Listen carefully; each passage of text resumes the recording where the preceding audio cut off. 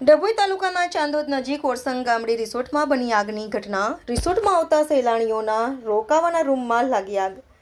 આગના બનાવને પગલે સ્થાનિક કર્મચારીઓ દ્વારા પાણીનો મારો ચલાવ્યો। મળતી વિગત અનુસાર શોર્ટ સર્કિટ થતાં આગ લાગી હોવાનું પ્રાથમિક તારણ। ડભોઈ નગરપાલિકા ફાયર વિભાગની મદદ લીધા બાદ આગ પર કાબૂ મેળવાયો। જોકે સમગ્ર ઘટનામાં કોઈ મોટી જાનહાનિ કે મોટું નુકસાન નહીં। સહેલાણીઓના રોકાવાના રૂમમાં આગ લાગતા મોટું સ્વરૂપ ધારણ કરે તે પહેલા આગ પર કાબૂ મેળવવામાં આવ્યો। રિપોર્ટર મિત માછી, શિનોર સમાચાર ન્યૂઝ, ડભોઈ।